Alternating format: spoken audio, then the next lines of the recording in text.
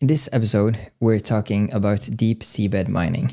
And to talk about this topic, we're talking together with researcher Pedro Ribeiro. I think this episode is probably one of the most important podcast episodes that I will have, right at this moment at least, because right now the whole world actually is looking into if we should mine minerals from the deep sea. And from what I've learned so far, the deep sea is a place where we know very little about all life living there. And to go down there and start mining can have like huge consequences. The researchers and the institutes which are doing the consequence assessment, like the ones who are checking if, like, should we do the mining, should we not do the mining, how much do we actually know about the deep sea, and so on. Most of them, or at least here in Norway, is basically all of them, like the biggest institutes and all of the researchers who is actually researching on the deep sea. They are saying that we know way too little about the deep sea to start this deep seabed mining thing. So I thought it would be really interesting to bring one of those researchers on the podcast and to talk together about deep seabed mining. And what you will hear here is Pedro's journey when it comes to all of the research and so on. And we specifically go into the topic of deep seabed mining. And what's really interesting is that I asked him if he thinks that Norway will open up for deep seabed mining, or if we will continue the plan that our government has laid out of like the timeline of like when we're going to do the mining. And then he says very clearly, which you will hear in the podcast, that no, they will not do that. Like, we know way too little about the ecosystems in the deep sea and about the consequences of doing deep seabed mining, that we will continue with the suggested timeline that the politicians here in Norway have done. And just a few days later, after we did the interview, Norway actually said that they will continue with it. And right now, World Saving Hustle, we in the organization that I work in, and all the other environmental organizations in Norway and so on, and the research institutes are now having I think it's correct me if I'm wrong here, but it's at least one more hearing round for the politicians and so on. So, and I think that's about 1 month from I post this podcast. So we have around 1 month to tell the politicians and to inform them about really again and again and again that we know way too little about the deep sea, that we should do this mining. I will also give you a lot of articles so you can read yourself and figure out for yourself what you think. But I think from what I've learned, at least, that it's really, really risky for us humans, but for nature especially, and also for all the animals living there and so on, that we that is really risky if we go forward with the plan suggested. But yeah, this is not my specific topic, so that's why I have Pedro with me in this conversation, so he can talk way more about it. But I just wanted to say that in World Saving Hustle, this is one of the few topics that we work with. We're a very small organization here in Norway, but we have decided that deep seabed mining is one of the topics that we're going to work with. And we also internationally collaborate with Sustainable Ocean Alliance, for example, because they're working with the deep seabed mining internationally. And then we in World Saving Hustle, we are working with it here in Norway, but together with all the amazing people from the environmental movement you have here in Norway. And they have much more researchers than we do, and experts and so on. So collaboration here is really key. That's also why we thought bringing Pedro on this podcast would be of great use as well, and hopefully inform the public a little bit more about what the situation is. And so yeah, this will mostly be about Norway, but we have this conversation in English so everybody can tune in. Yeah, and when you listen to this podcast, if you live in Norway, you can go to WWF's webpage and you can vote if you are against or if you are positive for deep seabed mining.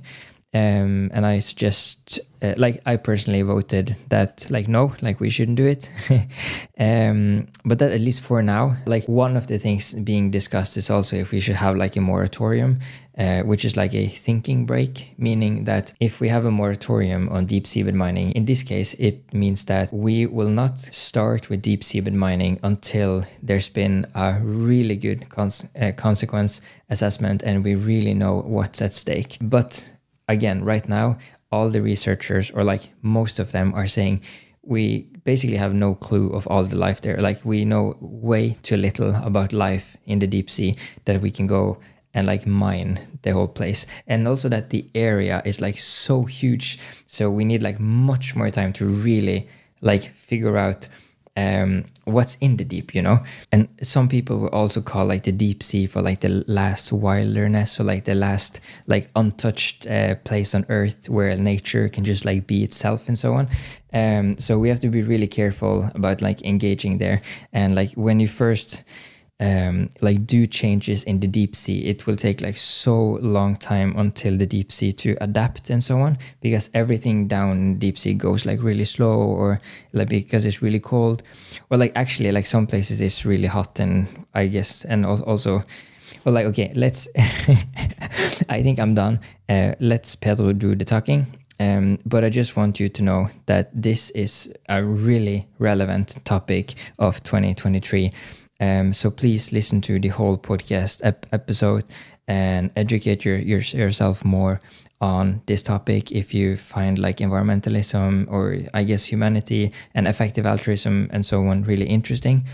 And then if you have some feedback for this episode, please leave a comment below or text me, and we will see what we will do, because this is not something I just will do a podcast on, but this is something which we are currently working on.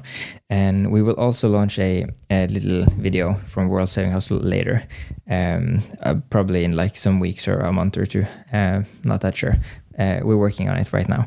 So yeah, I guess that's it. I just want to say thank you, Pedro, again, for having this conversation with me. It was truly amazing. I learned so many things and so many useful things, and I hope you had a good time at your mission. Like, because after the podcast we did, which you will soon hear or listen to, Pedro went out on an expedition again to continue his deep sea research. So yeah, I'm really stoked about this conversation. Hope that you, which are watching or listening, can learn a lot. So here is the conversation with me and Pedro Ribeiro. Okay, you ready? As ready as I can be. Yeah, amazing. Thank you so much for being here, Pedro. It's my pleasure. Thank you for inviting. Amazing. Okay, so let's just jump into it. I'm wondering, like what have you been working on lately? Yeah, so I'm a deep sea researcher at the University of Bergen and the Center for Deep Sea Research at the UIB. My most recent research in the last few years has been on deep sea environments in the Arctic and the Nordic seas. So investigating the seafloor habitats in the deep sea, including sponge grounds, hydrothermal vents, and so doing some exploration, but also investigation, so scientific research. So you're like out in the sea. Do you go down in the submarines and so on? Or no, unfortunately. How does it work? Yeah, unfortunately, I haven't been lucky enough to have this opportunity. But we do have very sophisticated underwater robots that are controlled from the vessel, and these are the platforms that we use to go down virtually and to explore these habitats, to take pictures, but also to take samples with. So these vehicles, they have arms and they have a set of tools that allow us to sample all kinds of animals, but also other samples such as fluid and rock samples from these environments. And what are some of the latest findings you've been figuring out or? Yeah, so the area where we are conducting our research has been investigated in the last almost 20 years using modern technology. However, the fact that these are very remote areas, it's it's not so easy to access them, and they are always these research cruises are also limited in time. It means that part of these areas have never been visited before. So our research is a mix of conducting studies in areas that we know well since the last 10, 15 years, that we have visited many times. And this includes assessing the biodiversity, so the number of species and the kind of species that live in these environments, but also their ecology, which means how the environment influences the living of these animals, and also the interaction between these different species. But also a good part of what we do is simply exploring new areas. So finding new areas, for instance, I can give an example of hydrothermal vents. So you have these hot fluids coming from the Earth's crust, and these are very limited in space. These are very, very small areas.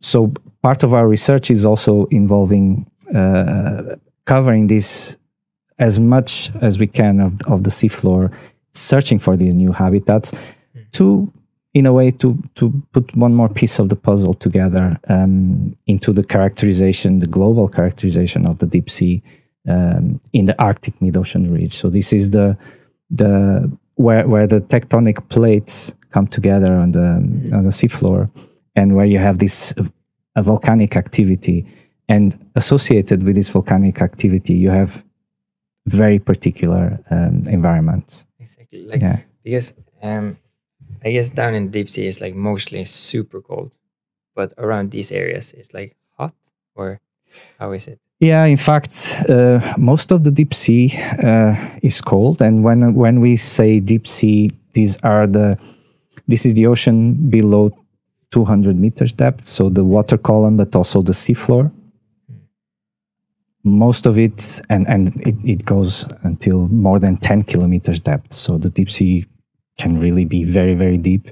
The areas that we are investigating here lie between the deep sea areas between 200 meters down to 4,000 meters depth. And it's true that most of the deep sea floor is cold and dark.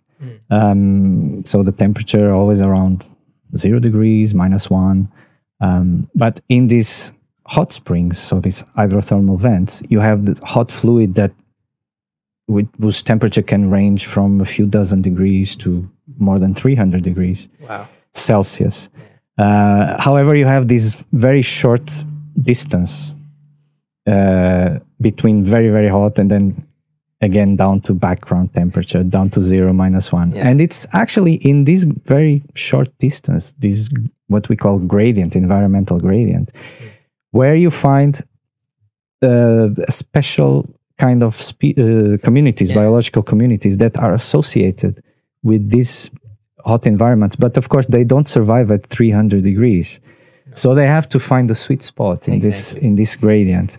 So you have it's almost parallel with what you see on the rocky shore on the coast. You have this zonation of animals, where suddenly you have animals that are strictly associated with the hydrothermal vents, and they are associated with microbes, with bacteria that only live in these areas. And then a few meters away, you have the common fauna that lives in the most of the deep sea area. So you have this little gradient. Oh, that's interesting. And that's almost like that sweet spot is also like us humans on planet Earth, basically, in the universe. Yes, exactly. Kind of, yeah. Oh, and okay, but like tell me more about like life down in the deep sea. Like how is it? What lives there? Or like until relatively recent, the scientists thought that the deep sea had no life until the mid-19th century, when almost by chance some deeper samples were collected of these strange animals that could only come from hundreds of meters deep. So the deep sea, it's not, as I mentioned before, it's not one continuous environment. It has different environments with different kinds of animals. So you can have, as I mentioned, species that are associated with hydrothermal vents, and they occur in large numbers. It's kind of like very, very dense aggregations of few species, such as snails, mussels, or worms.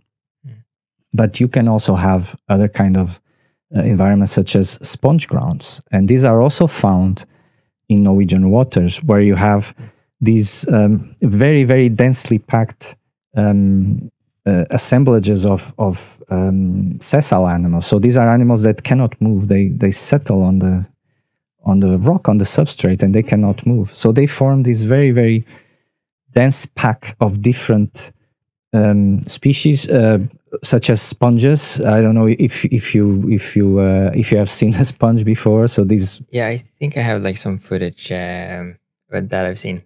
So these strange animals that look like mushrooms sometimes, but associated with these densely packed sponge grounds, and you also have the equivalent to sponge grounds, but with corals. So associated with this very densely packed foundation species, so they form the habitat. You have all other kinds of animals that live there because of seeking shelter or food or a place to reproduce, to lay the eggs. So they form highly diverse habitats that, again, they only occur in specific conditions in the deep sea.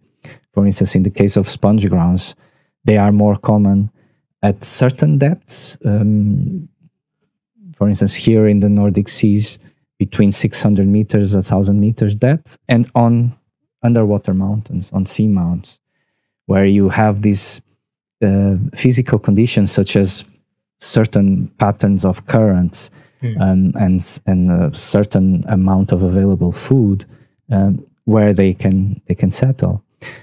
And then you have most of the deep sea floor is just sediment, abyssal plain, where you have what seems to be very boring habitat, but in fact what happens is that you have a few species on the surface that you see living on the surface, but most of the biodiversity is inside the sediments. So we cannot see it, and it's extremely important. These are small organisms or even microbes that are extremely important for the cycling of the nutrients on a global scale. However, on a first approach and a first examination, you look and you see nothing, and you would be almost convinced that these abyssal plains, sediment abyssal plains, are deserts, when in fact they are not. Wow. Oh, that's interesting. And like when I work a little bit with like deep seabed mining and so on. So then I've done a little bit of research on like the deep sea. And when doing that, I remember like somebody like almost like referring to the deep sea as like the last like part of like untouched nature on Earth and so on. But knowing about, for example, deep seabed mining and so on, what can you like identify as some of the like biggest threats of the deep sea? Yeah, exactly. We thought that physical distance, means that these environments are remote and hardly accessible. However, human activities are expanding offshore, and they are going further out away from the coast and further deep into these previously inaccessible areas. Well, the major threats that I can identify, and it's consensual among most of the research community. We have obviously climate change that is extending. So we have ocean warming, but also ocean acidification. And these effects are extending further deep. And these are transboundary. So there's no borders there among countries. It's a global issue. But you also have overfishing. You have pollution. For instance, not just industrial pollution and pollution from large cities, but also microplastics and all this kind of debris. And of course, deep sea mining, it's not a human activity as such yet, because commercial deep sea mining has not begun. However, we are on track for this to happen in the next decade or so, which means that we can identify deep sea mining as also a threat to the deep sea environment. Yeah. And yeah, you mentioned it a little bit, but like since it's like international waters, like what are like the rules of like the deep sea, and like is it protected, or like yeah, how does that work in the deep sea? Yeah, well, most of the deep sea occurs in international waters, in areas beyond national jurisdiction, which means that when you have, I'll give the example of Norway, because maybe part of the public will see this as the most immediate scenario. Norway has a extremely diverse marine area, all kinds of habitats occurring from very shallow depths down, as I mentioned, down to 4,500 meters. When we are talking about management and conservation within national jurisdiction, this is one situation. However, the vast majority of the deep sea, I don't want to say the precise number, but I would say probably around 70% of the deep sea area occurs in beyond national jurisdiction, which means that any protective measures have to be concerted between countries. There's until now, I would say that less than 1% of the high seas, which includes the entire habitats in the whole water column, from the surface down to the seafloor, probably 1% or less than 1% of the high seas have been protected in an effective way, which means, and this is also consensual, it involves the establishment of marine protected areas, fully protected, so no-take marine protected areas. This means any extractive activity is not allowed.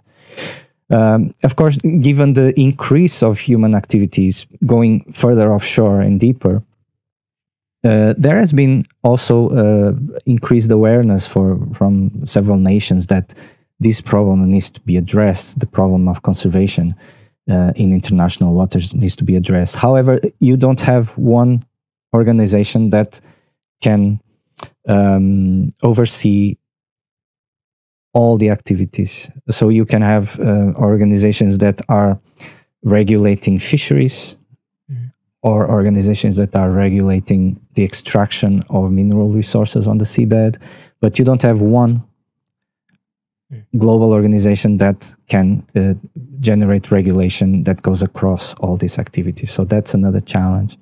But efforts are being made towards more and more initiatives. I can think about the High Seas Treaty for Biodiversity Conservation, which is being negotiated in the United Nations.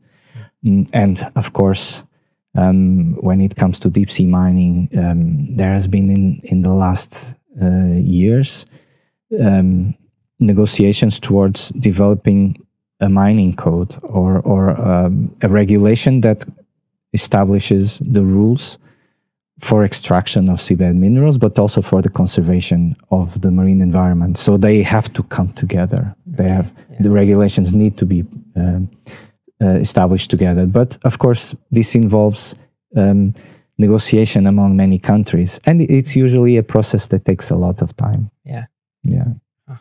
So like, what are the best ways to then protect the deep sea? Well, like, like, how can you move forward? Is it only like political, or like, how do you? Well, eventually the decisions have to be made at the political level. Me as a researcher, as a scientist, my goal and my drive is to create scientific data and scientific knowledge that can inform the authorities about the risks of certain activity to the environment and also provide recommendations to minimize those risks. Of course, ultimately, the decision is made by the politicians. However, the politicians, of course, they are also sensitive to not just to the researchers, but also to the general public.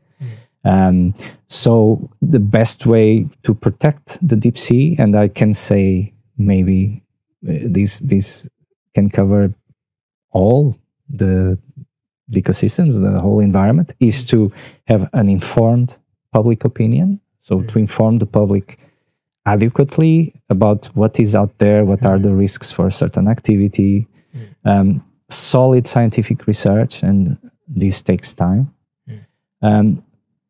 And very, very good information for the authorities to make a decision. So a science-based decision, but that also meets the interests of the public. Yeah, like when you do your research and you give it to the like politicians or to the people who ask for the research, like what happens after that?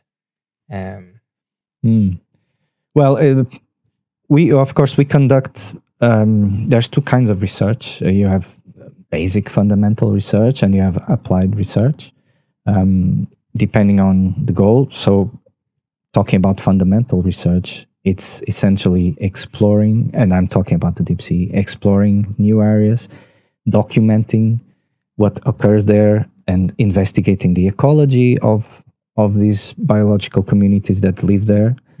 This is fundamental research, and it's a good source for the authorities, for the decision makers, to whatever is on the table. However, it is common practice, and I think this has to be done, and it takes skill from the researcher to be able to communicate to people who are not scientists.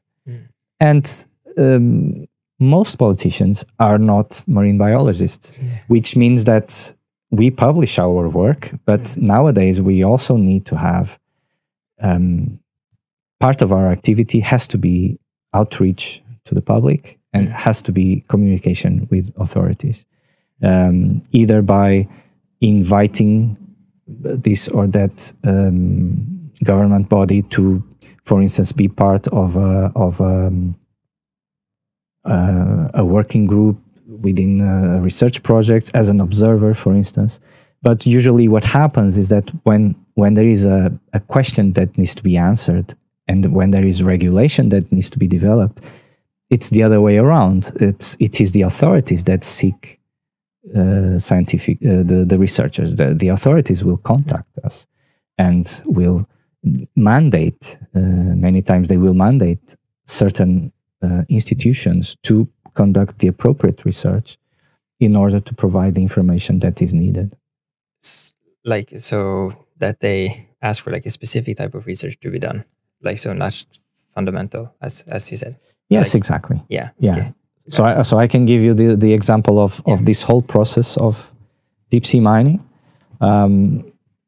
There is a process of consultation and impact assessment that has been going on, several different steps, and this process was established by the Norwegian government. So the Norwegian government informed what would be the different steps involved before a decision is made towards opening areas for deep sea mining or not.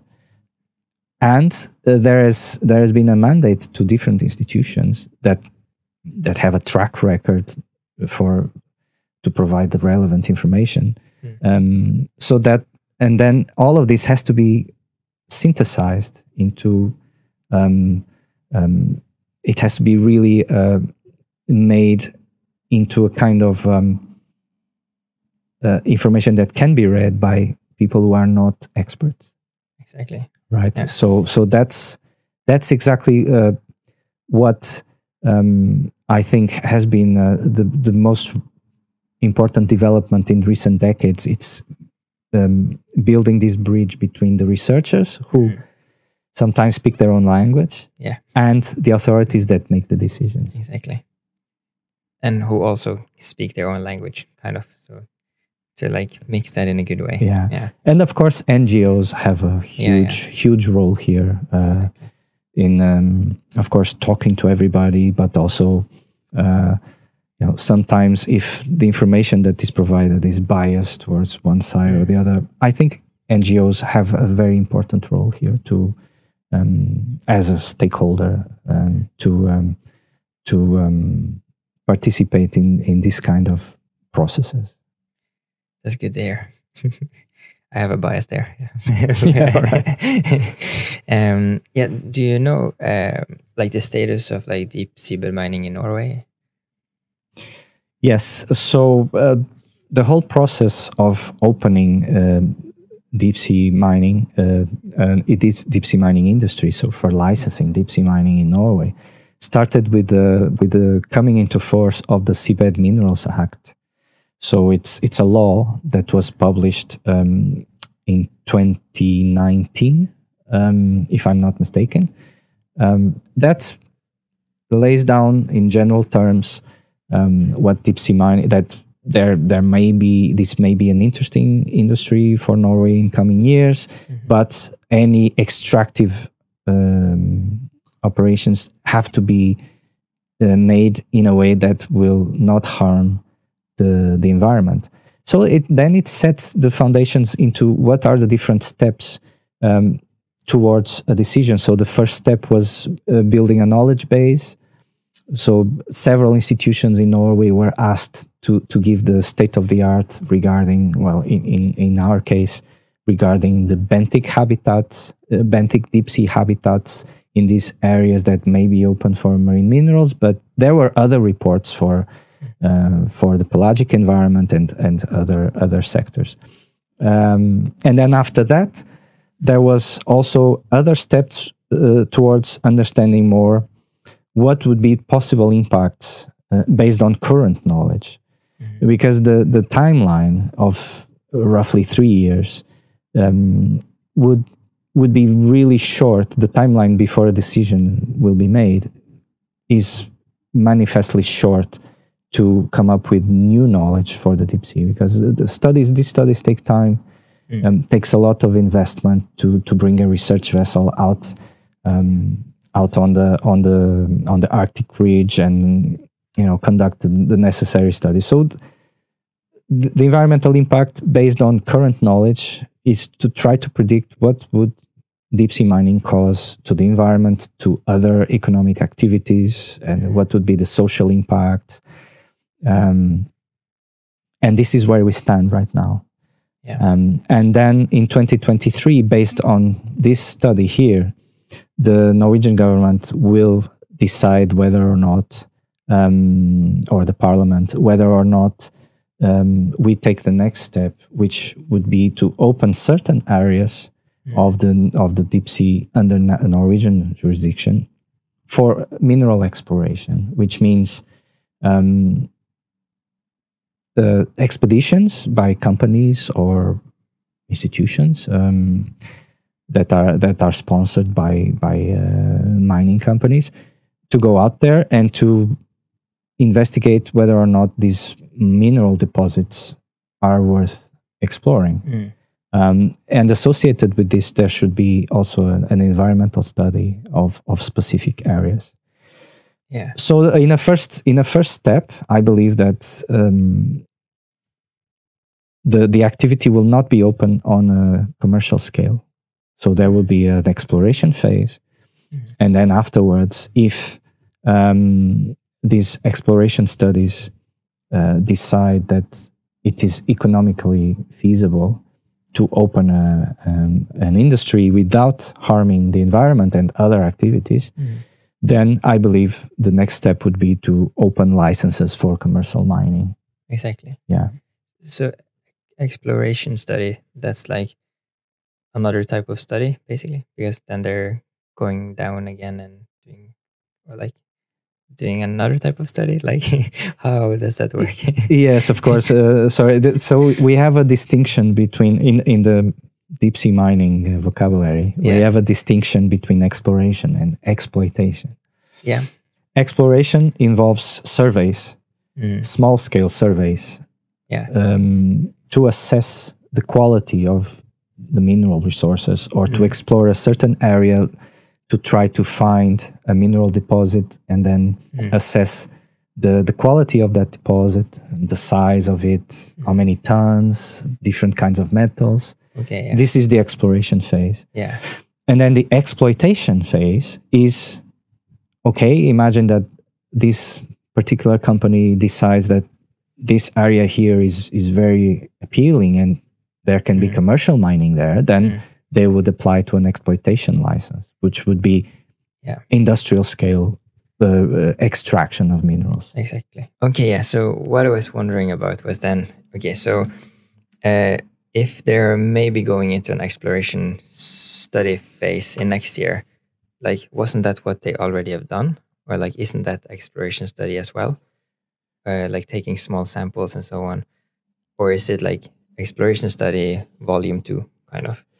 Yeah, so you have, I'll try to answer based on the information that I have, the best information that I have. You have two kinds of exploration. So you have academic research studies that have been happening for, like I said, in this area for almost 20 years, where the information that you collect is for research, to understand how the seabed is formed and how underwater mountains are formed and hydrothermal vents, so this kind of research. This can be used, this kind of information can be used for other purposes, for industry-driven goals. Exactly. For instance, the industry can, not just the industry, but whoever is interested, can you take the information that we researchers collect from the seafloor and try to interpret that information, for instance, to try to identify mineral deposits without going there. Yeah. For instance, looking at them.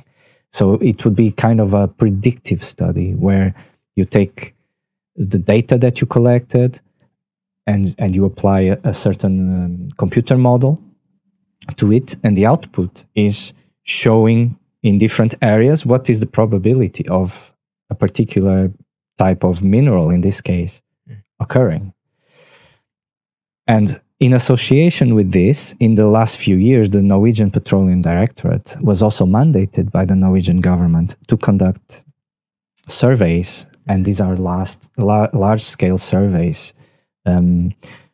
Also, in the same way, to map the seafloor in greater detail, and based on these maps and certain samples that are collected, also to try to assess the amount of mineral deposits that exist down there and their composition.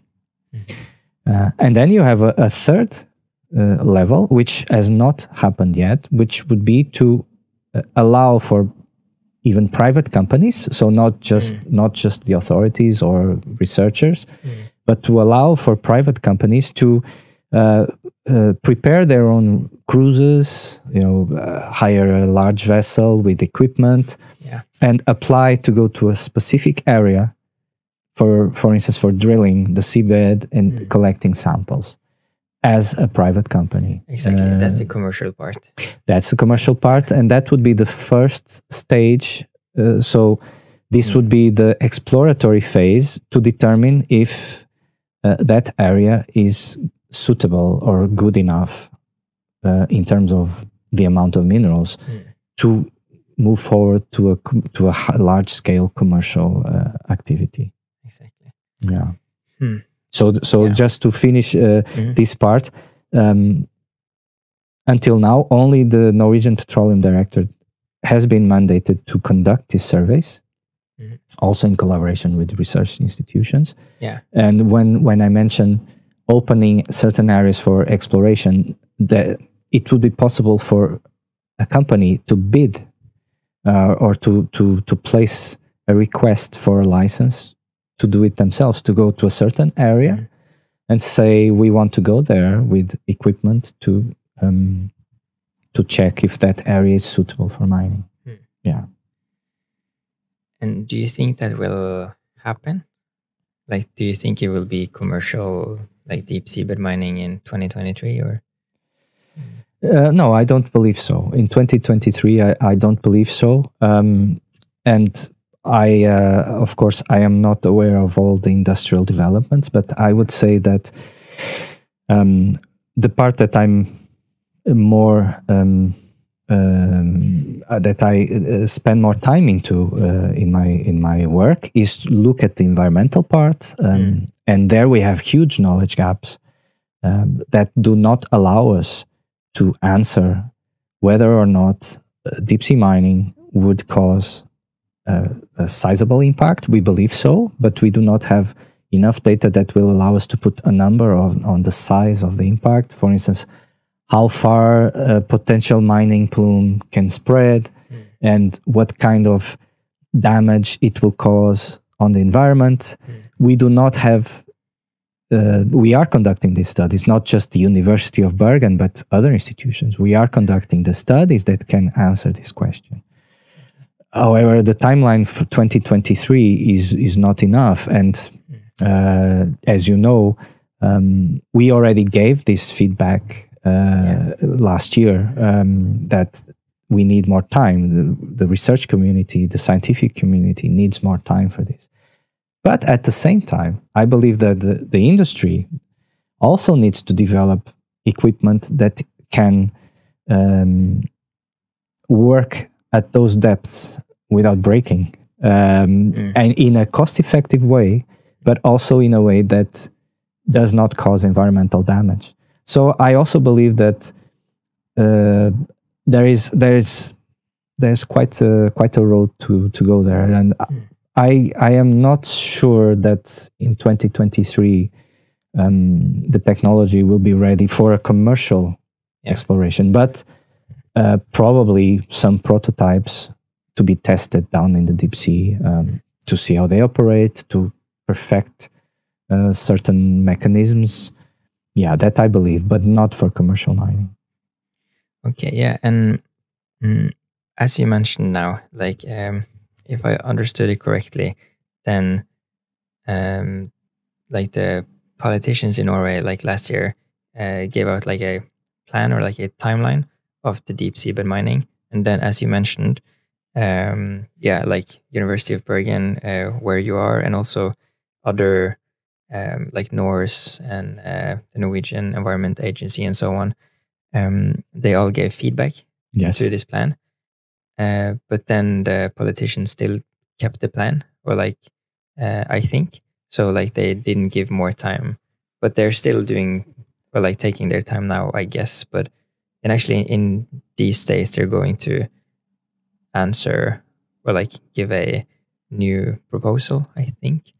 But that was a bit messy. But no, not at all. I understand what you mean. Yeah, but because like the main question here is that is that correct that like they gave a plan, you gave feedback, and then they kind of continue with their original plan, and why is that? Well, obviously I cannot speak of course. on behalf of the Norwegian government. However, I understand that a plan was laid down, and there's a timeline. And I also know that our feedback and our input, our knowledge input into the whole process is being taken into account. However, there is a timeline where in 2023 things will be reassessed. And I believe this will be the point when, rather than interrupting a process that was laid down, there's this 3-year process, roughly 3 years, maybe a little less. Okay, yeah. It was laid down, and then you have all sources of information. And of course, it is consensual among the scientists that 2023 is too early. So the information is public, it's out there, it's consensual. I believe myself that from the industry side of things, the technology is not there yet, because the industry and the scientists need to work side by side, because we need to exchange information on, for instance, the industry needs to know what kind of environmental impact would be acceptable. But to know that, we need to know what kind of machinery is being used, so that we can also predict what kind of disturbance is caused on the seafloor. So you see, this is kind of like a two-person dance. I mean, we cannot do it. There has to be collaboration, and I believe that all of this will be taken in consideration next year. I really want to believe that the fact that it's too early to make a decision that can have a big impact in the future generation will be taken like that. Okay. Yeah, let's hope so. Yeah. And then I know, because there's a lot of like lack of knowledge regarding the deep sea when it comes to deep seabed mining and so on. A lot of countries have this like moratorium. Could you explain what that is? Yes, moratorium is this movement. It grew among the research community, and then NGOs and other agencies and institutions that are within the topic, and they have an active voice in the topic, suggesting that the level of knowledge regarding the deep sea ecosystems is insufficient to make a sound decision. And of course, it was not independent from the fact that in international waters, in the Pacific Clarion-Clipperton zone, it's a bit of a tongue twister. In the Clarion-Clipperton zone, you have this very, very extensive area of manganese nodules. So this is another kind of mineral resource. And of course, being an international, in international waters, in areas beyond national jurisdiction, is the International Seabed Authority that has the mandate from the United Nations to regulate mining and to regulate the conservation of the environments.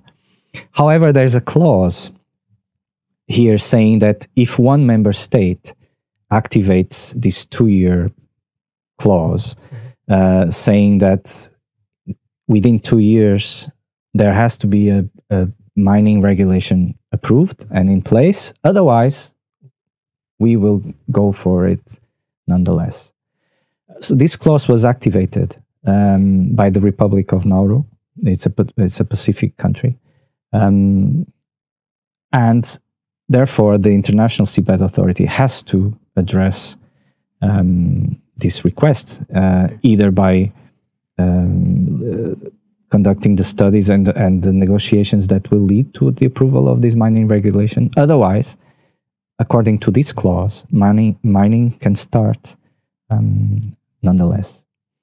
And of course... So what? So that's... okay, so this nation or like country, they wanted to start it? So they are essentially saying this mining code has to come out because it's, of course, something that is being negotiated for a few years now. Mm-hmm. This has to be in place. Otherwise, if it's not in place, then they can just start. They can just start with some activities down on the seabed, even if the regulation is not in place yet. However, this is not on the side of the international law or facing their back on the International Seabed Authority. It's not the case, but it's just saying if the mining code is not in place by this date, we, according to that clause, the 2-year rule, we can go for it. Whether they go or not, I don't know. But so this moratorium argues, so the people who subscribe and the institutions and the researchers who subscribe this moratorium argue that it's in no way possible that in the next few years we will have enough information to be able to predict what industrial scale deep sea mining will cause to the environment and also the broader scale implications of deep sea mining. Therefore, it would be advisable, including under the precautionary principle, which states that if you don't know enough about something, you better take a conservative approach So it would be advisable, it would be wise, it would be urgent to stop and impose a moratorium, 5 to 10 years, on this process of opening up for deep sea mining until the required studies are finished. Exactly. Yeah. And to me, at least, that sounds like a really smart thing to do, which I think also was reflected like when there was this international vote last year, where it was like 81 countries who voted yes for a moratorium on deep seabed mining, but 18 countries voted no, and Norway being one of them. Like how, like I'm trying to understand the ones who voted no. Like why do you think they voted no for a moratorium? Well, I don't know. However, I spoke to enough people who are in favor or against the moratorium to understand what are the arguments on both sides. Of course, I already mentioned that people who voted or undersigned the moratorium, they really say we need more time to conduct the research that is needed. And those who are opposing the moratorium state that bringing the moratorium on, let's say 10 years, would actually be negative for research because then there would not be this really strong motive to conduct the studies that are needed, and maybe things will cool down a little. And then, of course, we also have to consider that maybe from the industry point of view, having a moratorium and not knowing what will happen after the 10-year moratorium, maybe there are also development programs going on. And I think this could also be an argument in favor of not having a moratorium.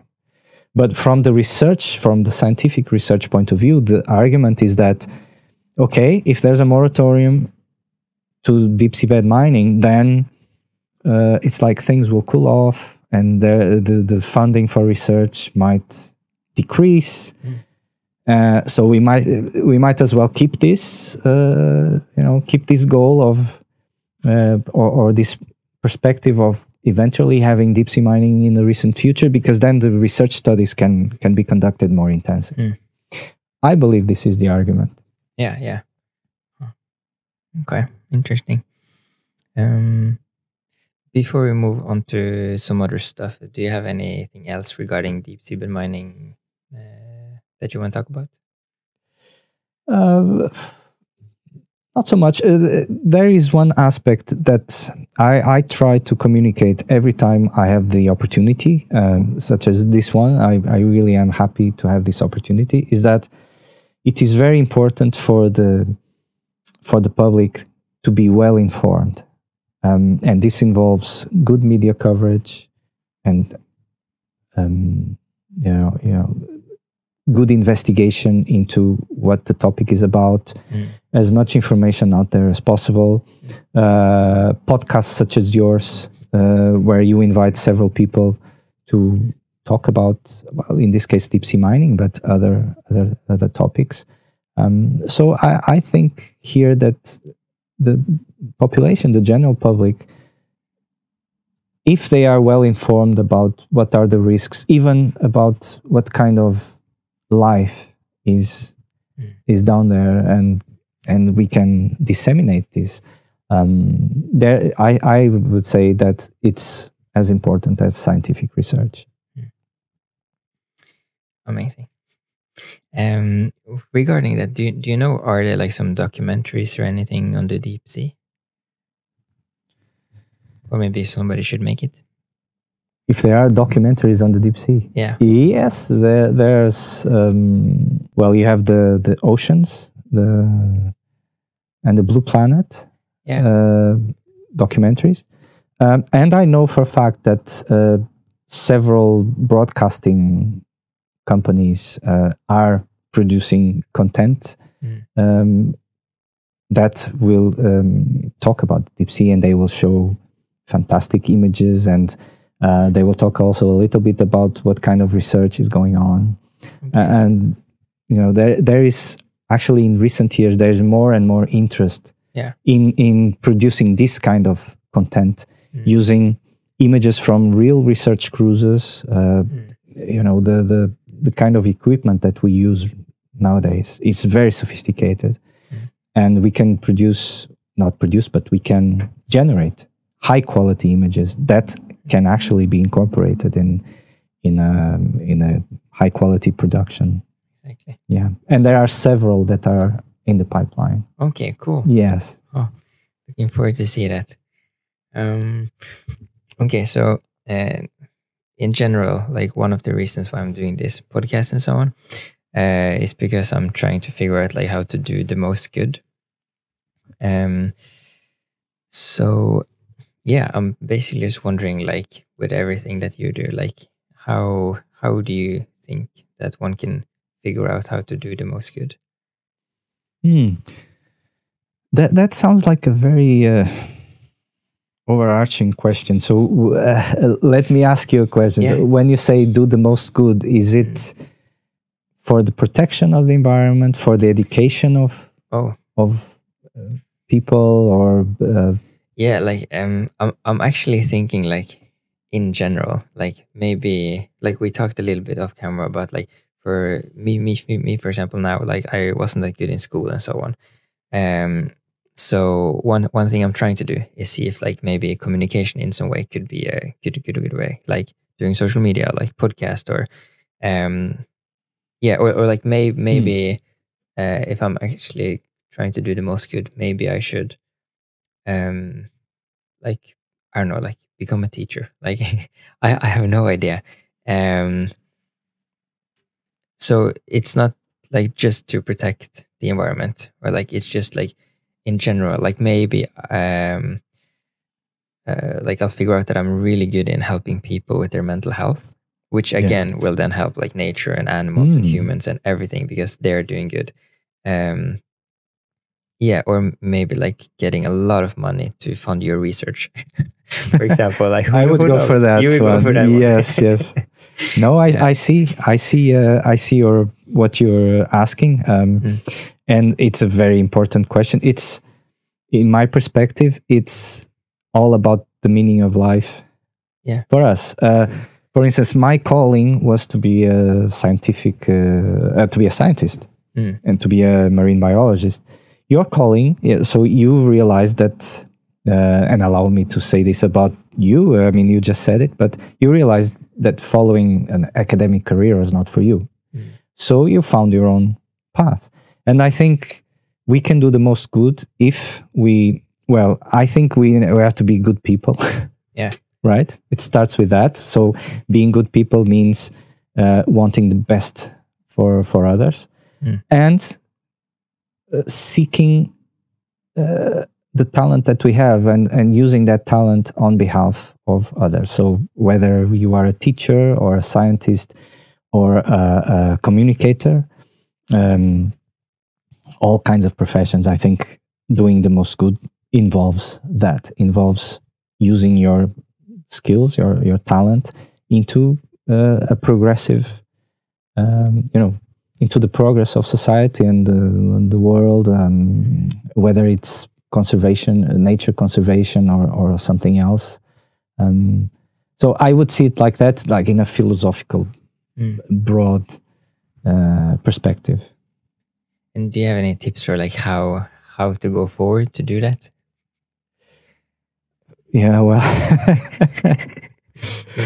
I know, not an easy question. No, it's not an easy question because at this time of my life, I remember when I was young. Of course, everyone is thinking, where do I want to go? What do I want to do? This and that.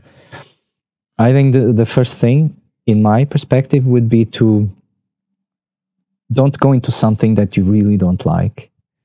I can give you a very clear example. There can be sometimes pressure for us to become a doctor or a lawyer or a university teacher or an academic. I think the first thing is do something that you like doing and that you are good at, but above all, something that you like doing. That would be my my main thing is that because when you reach a certain time of your life and you realize, this was not my case, but many people realize, well, I went the wrong way. But it's never late to do something else. It's never late to realize that you are not doing what really accomplishes you. And I want to try something else. And nowadays, we have so many ways of reaching people, of communicating with large amounts of people. So if we have this skill and this talent, but also this wish, I think that's a good way to do it, to try to reach as many people as you want. So in my case,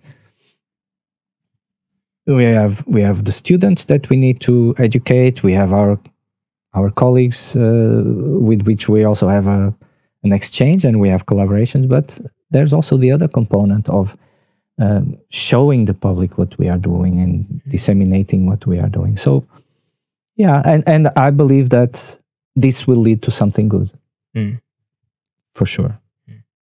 And of course, use as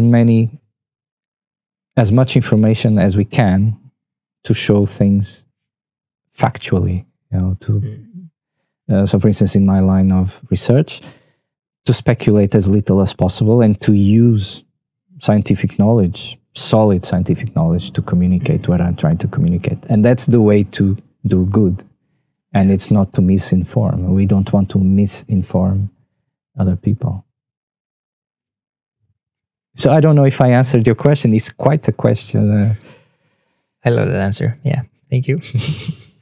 Yeah, we've been talking a little bit about the meaning of life, kind of. And then how people can do the most good. But then back to the deep sea. Like if people who listen or watch this are like, I think I want to like check out, maybe I can help like the deep sea in some way. How should they do that? How can they move forward? Yeah, well, it depends on what their activity is. So, of course, if it's, I would say, if it's a university student who wants to be a scientist, then we really have the need for scientists and scientists who also have this capacity to see the world. A changing world, and to have also a capacity to communicate.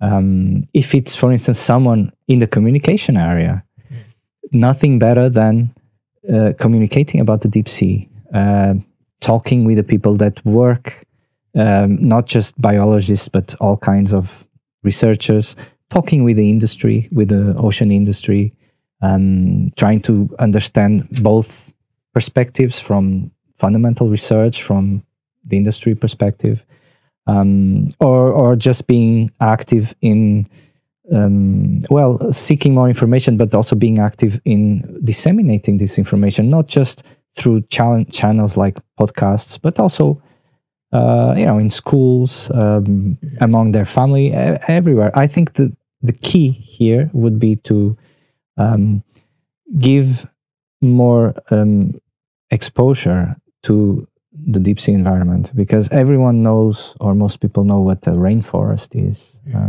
or what the polar bear is. These very charismatic animals, but the deep sea is down there, is remote, is hidden. So I think the most important would be to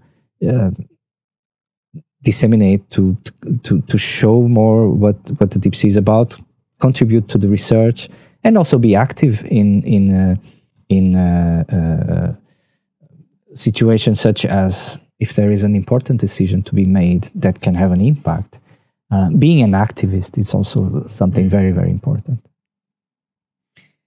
Good. Yeah, we kind of touched on that, or like what's neglected in the deep sea. You mean in terms of research, or? Yeah, again, like it's kind of general, but I guess maybe like almost everything is neglected when it comes to the deep sea. Like you said, like not many people know about it, so the communication part of it is absolutely neglected. But as well, as you mentioned, it's like a lack of knowledge regarding if we should do deep seabed mining because we don't know enough about the deep sea. So then it's neglected with research as well. But I would not say it's neglected. What I would say is that for many years, deep sea research was this very difficult discipline that requires huge budgets and a lot of equipment to go down there and collect the data that we need. And on the other hand, it was not very visible to the general public. So it's not that it was neglected, but it was not just, I would say, prime time material. Okay. But now with the fact that we have this sustainability issue that has to be addressing all different kinds of human activities and all the different ecosystems, sustainability, conservation, they come together. They are two sides of the same thing. The deep sea has also become a topic that is under the spotlight more and more because, of course, deep sea mining is an important part of it, but also because there has been a development in the kind of technology that we use for the deep sea research. So suddenly we are able to show in a compelling way, in sometimes in an artistic way, we are able to show what lives out there, and the public, people, human beings, they are sensitive to beauty and to what is strange and all these weird forms of life. So it was not neglect, but let's say that as with other areas of research, recent technological developments have enabled us to go deeper and to collect more data and to bring this data and all these different kinds of information, make them more accessible to all. And then, of course, you have the conservation issues that more and more involve deep sea ecosystems. So I believe I actually don't remember what was the question exactly, but you answered it. Yeah. Okay. Okay. Yeah. And also when you're saying that like now you have more advancement and so on, so you can it's like more easy to do the research. Maybe not easy still, but like more easy than from before at least. Yeah. And like, do you have any like moments or some like favorite like moments from the research you've been doing, like when you figured out something that you didn't know, or like yes, anything comes to mind? Yeah, of course. It's not that research has become easier, but it's like buying a good camera. You don't need to think about the camera to take good pictures, but you need to be a good photographer to take good pictures. But if you have a good equipment, then it makes things a bit easier. Like that. Because you put the technical part aside, because you have less challenges.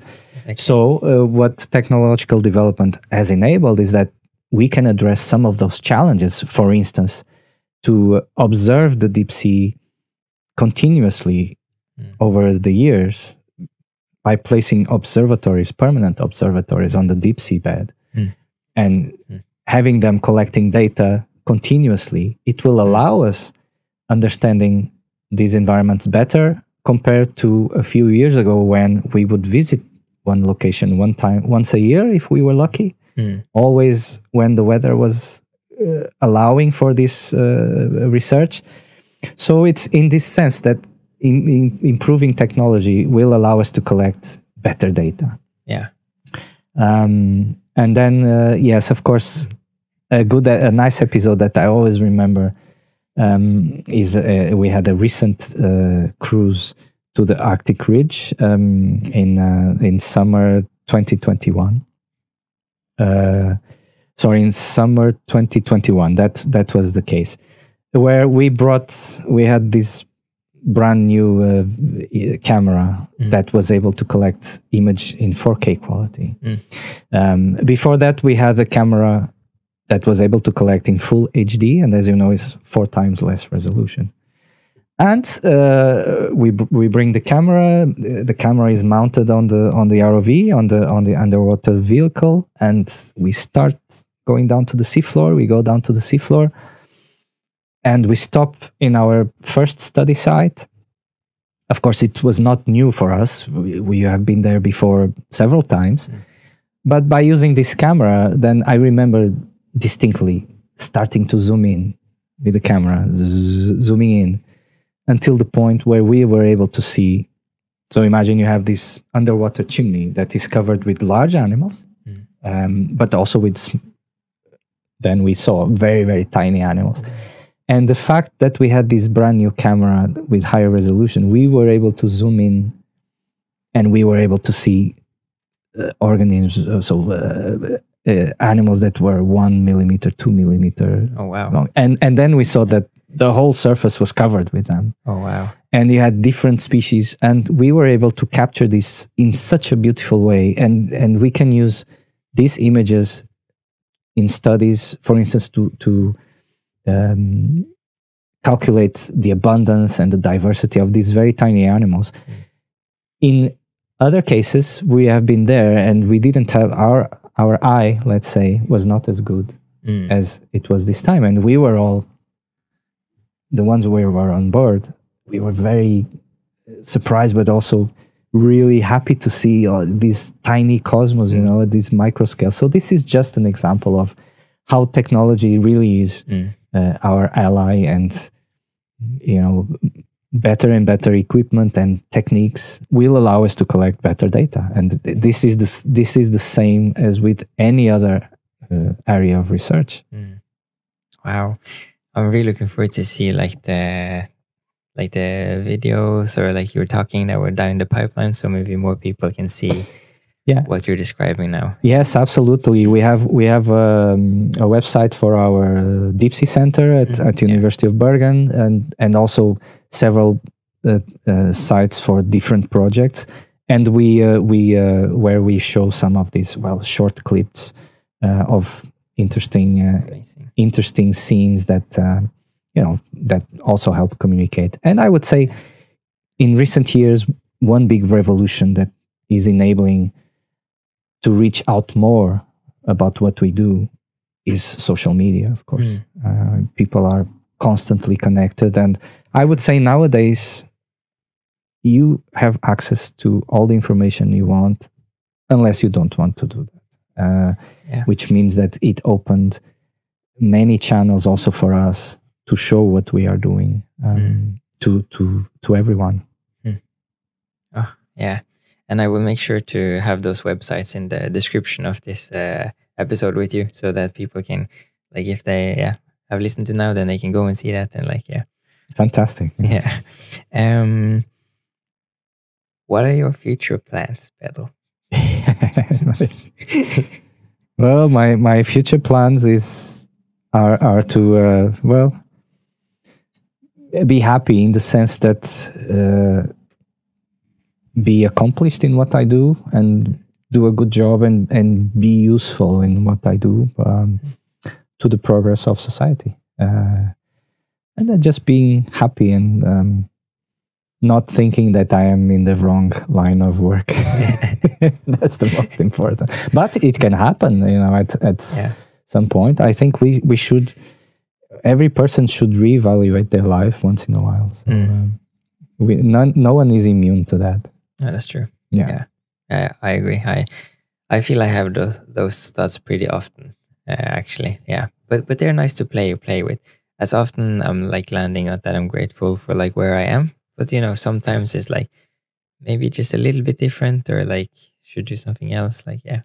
Yeah. And it's perfectly natural that we adapt what we do to different things, and seek different ways of feeling accomplished, I think. Yeah. Do you have any last thoughts?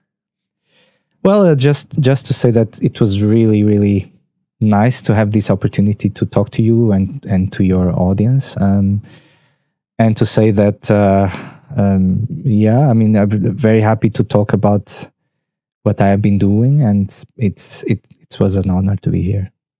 Amazing. Thank you so much for coming here.